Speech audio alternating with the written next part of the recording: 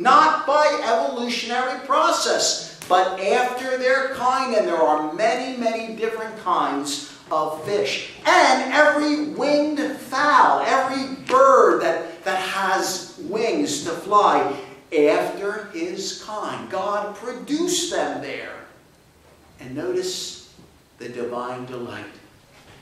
And God saw that it was good. It was good. What?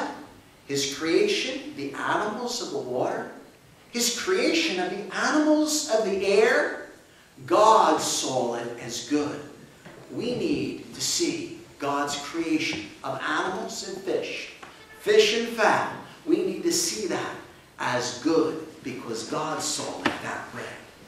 Then we notice the divine endowment, verse 22.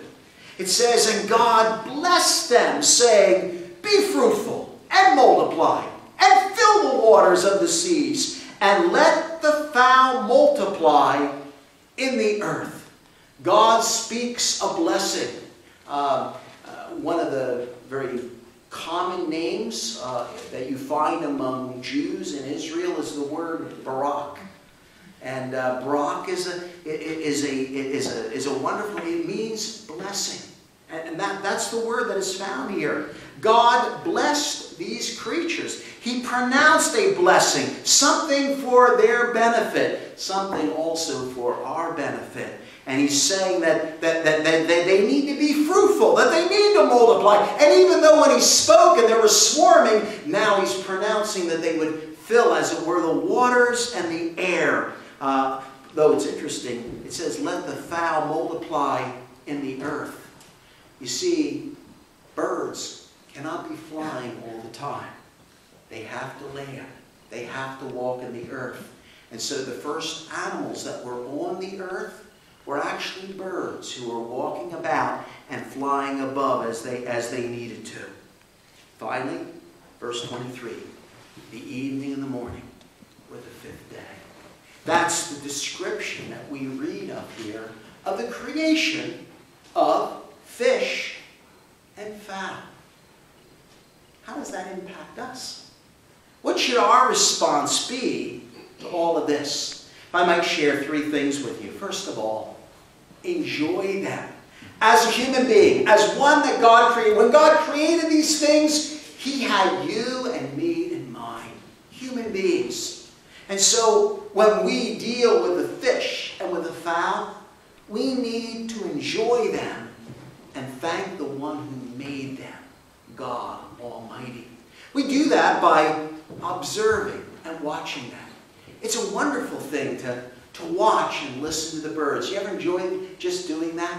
Sitting there, and maybe some of you have one of those hummingbird things there, and those hummingbirds are amazing, aren't they? I mean, how their wings go like that. And the engineers haven't figured it out yet, how we can duplicate that as human beings. And yet it's an amazing creation that God has made, an animal that can fly, almost like kind of like a living helicopter. And the only thing is it doesn't have wings. It's an amazing thing.